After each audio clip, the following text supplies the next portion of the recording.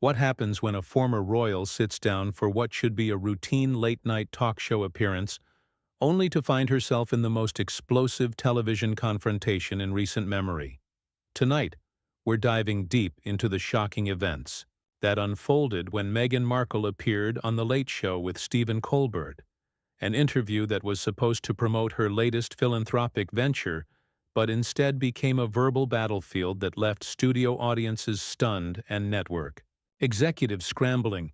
Before we get into this incredible story, make sure to hit that subscribe button and drop a comment below, telling me what you think really happened behind the scenes, because what you're about to hear will leave you questioning everything you thought you knew about live television drama. The tension was palpable from the moment Meghan walked onto the Ed Sullivan Theatre stage. Those familiar with The Late Show know that Stephen Colbert typically maintains a balance between humor and serious discussion, but sources inside the studio that evening described an atmosphere unlike anything they had witnessed in years of working on the show.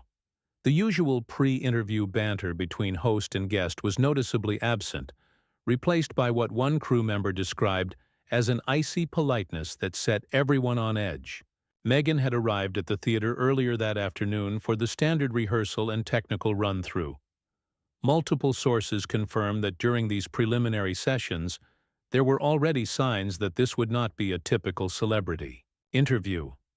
The planned talking points, which had been carefully coordinated between Meghan's team and the show's producers weeks in advance, seemed to shift dramatically in the hours leading up to the live taping.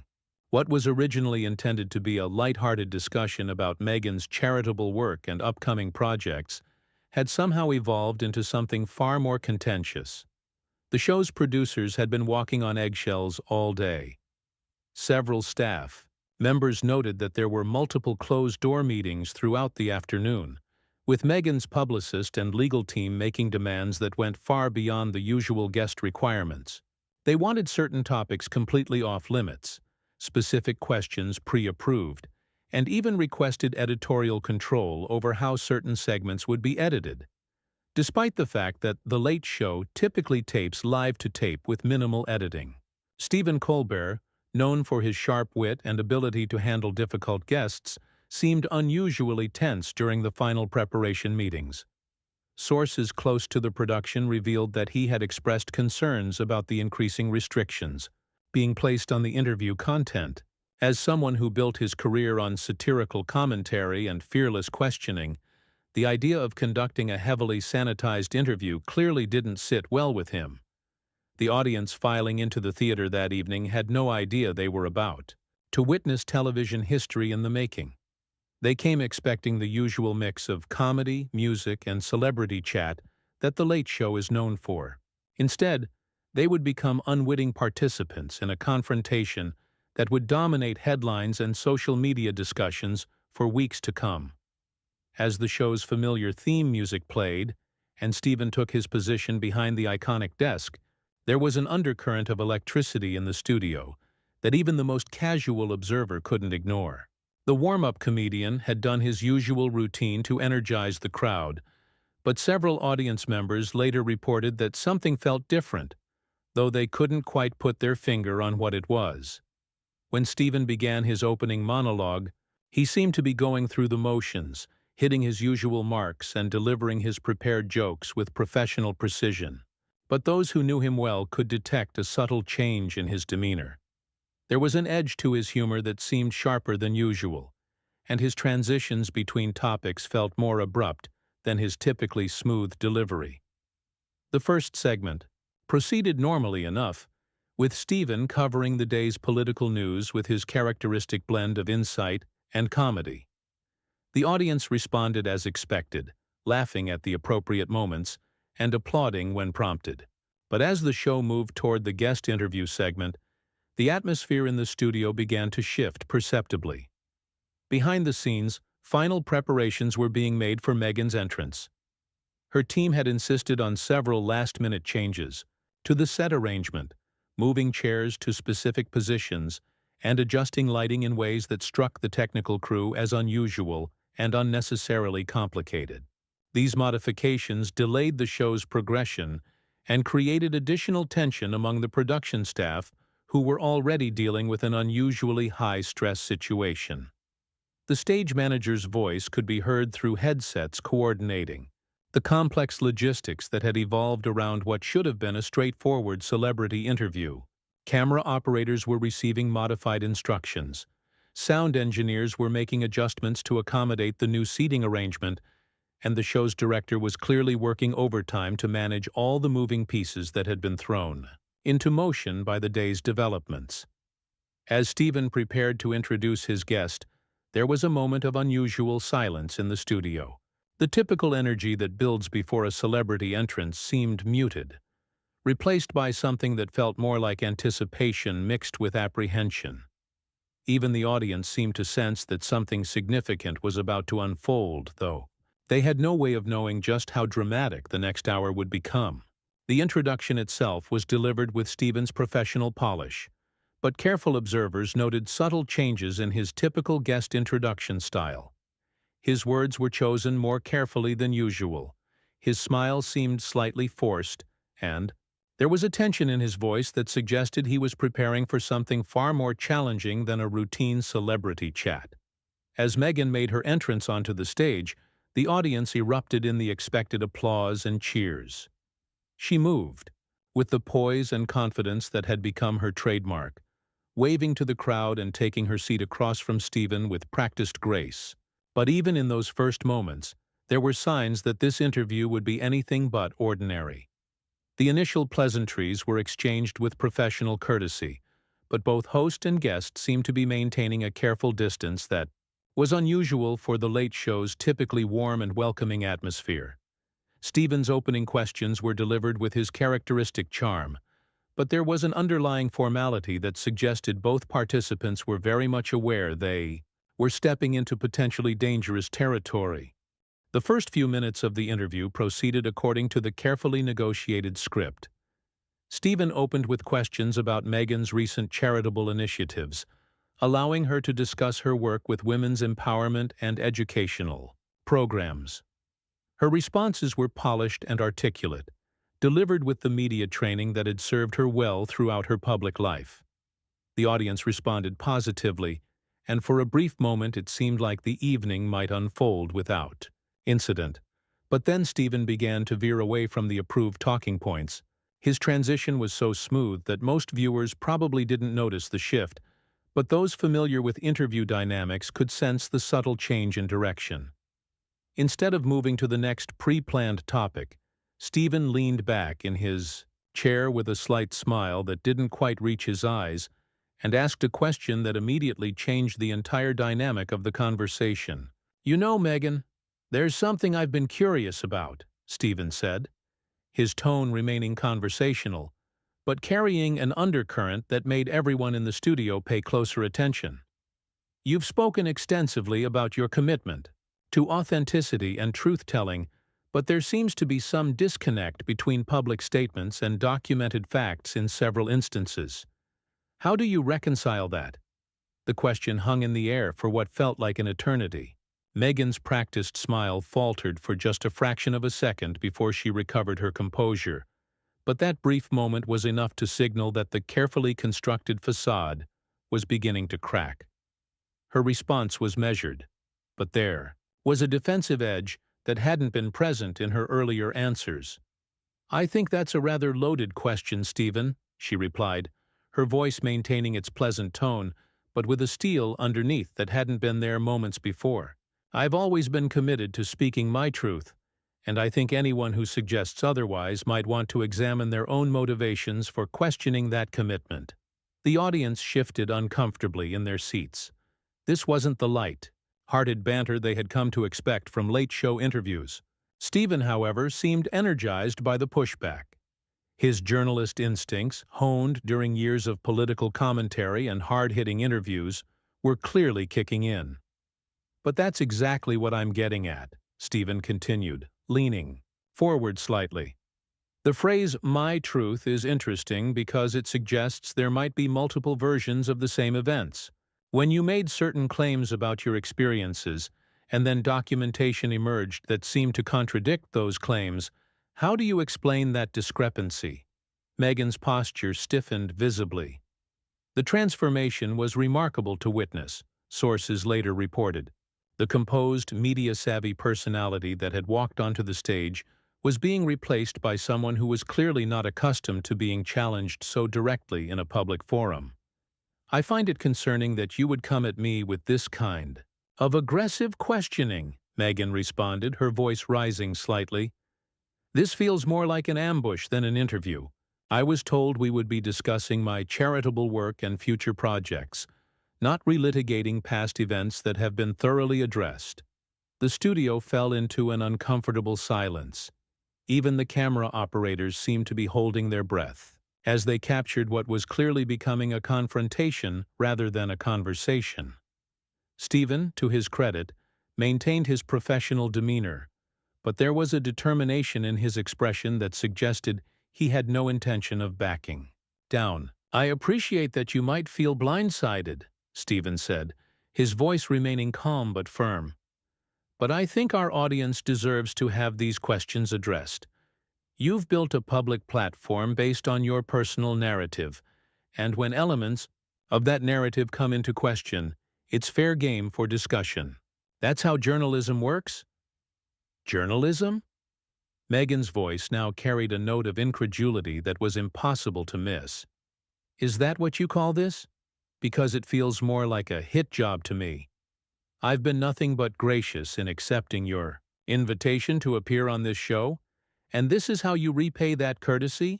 The tension in the studio was now so thick it was almost tangible. Audience members were looking around at each other with confused expressions, clearly unsure of how to react to what they were witnessing. The show's producers, watching from the control room, were facing a dilemma that no amount of experience could have prepared them for. Stephen's response was measured but pointed. I think there's a difference between courtesy and accountability. When public figures make claims that impact public discourse, those claims should be subject to scrutiny. That's not a personal attack, it's basic journalistic responsibility. Journalistic responsibility.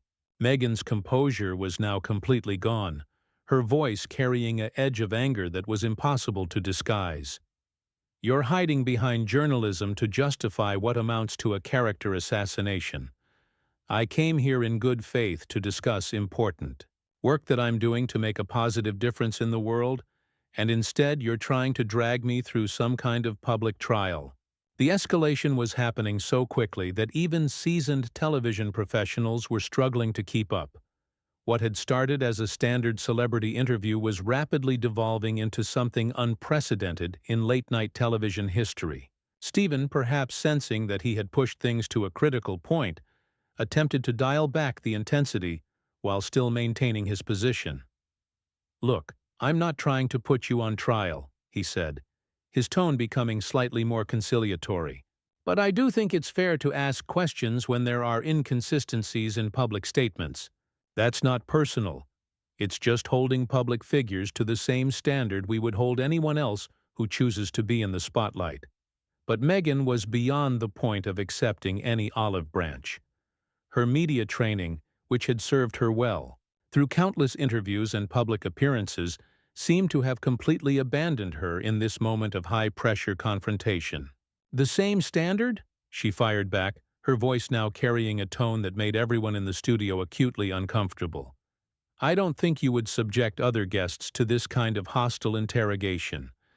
This feels targeted, and frankly, it feels discriminatory.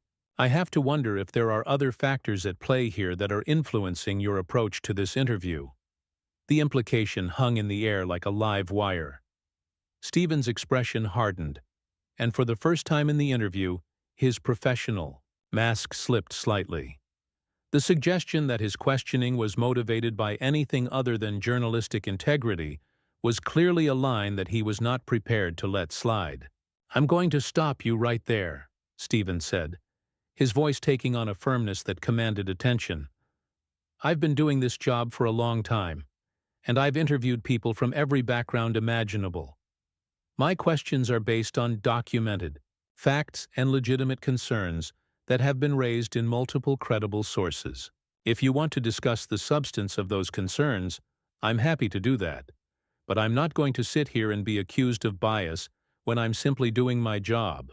The confrontation had now reached a point where it was clear that neither participant was going to back down. What had started as a discussion about charitable work had transformed into a battle of wills that was playing out in front of a live studio audience and millions of television viewers. The atmosphere in the studio had become electric with tension, and it was clear that something had to give. Meghan sat rigidly in her chair, her hands clasped tightly in her lap, while Stephen maintained his position behind the desk with the determination of someone who had crossed a line and was committed to seeing where it led. The audience, caught between fascination and discomfort, seemed to collectively hold its breath as the confrontation entered its final phase. "You know—" "What, Stephen?" Meghan said, her voice taking on a tone that made everyone in the studio realize they were about to witness something unprecedented. "I think I've heard enough. This entire setup was clearly designed to embarrass me, and I'm not going to sit here and be subjected to this kind of treatment any longer." She began to shift in her chair as if preparing to stand, but Stephen wasn't finished. His years of experience handling difficult interviews had taught him that backing down at crucial moments often meant missing the most important part of the story. "I understand you're uncomfortable," Stephen replied, his voice steady, but unyielding. "But walking away doesn't address the legitimate questions that have been raised. If there are explanations for the inconsistencies we've discussed, now would be the time to provide them rather than simply dismissing the entire conversation." Meghan's response was swift and cutting. "Inconsistencies? You mean the lies that have been spread about me by people with their own agendas? I'm not going to dignify this circus with further participation. This is exactly the kind of toxic behavior that drove me away from public life in the first place." The irony of her statement, given that she was currently sitting on a television show specifically to maintain her public profile, was not lost on anyone in the studio. Stephen seized on the contradiction immediately. "But you chose to come back into public life," he pointed out, his tone becoming more pointed. "You've written books, given interviews, started podcasts, and accepted speaking engagements. You can't simultaneously court public attention and then claim immunity from public scrutiny. That's not how it works for anyone else, and it shouldn't work that way for you." This direct challenge seemed to be the final straw for Meghan. Her carefully maintained composure completely evaporated, and what emerged was raw anger that shocked everyone present. "How dare you?" she said, her voice rising to a level that made several audience members visibly uncomfortable. "You have no idea what I've been through, what my family has endured, and the price we've paid for simply trying to live our lives with dignity. This attack on me is not just unprofessional, it's cruel, and it's personal." Stephen's response was measured but firm. "Nothing I've said has been personal. I've asked questions based on public statements and documented evidence. If you consider that an attack, then perhaps the issue isn't with the questions, but with the answers." The exchange had reached a point where it was clear that resolution was impossible. Both participants had staked out positions from which neither was willing to retreat, and the confrontation was spiraling beyond anything that could be contained within the normal boundaries of television discourse. Meghan stood up abruptly, her movement so sudden that it startled the camera operators who had to quickly adjust their shots to follow her. "I'm done with this," she announced, her voice carrying clearly through the studio, despite the absence of her lapel microphone. "This is not what I agreed to, and I will not be a party to this kind of character assassination disguised as journalism." The studio fell into stunned silence. In decades of television production, most of the crew had never witnessed a guest simply walk out of a live interview.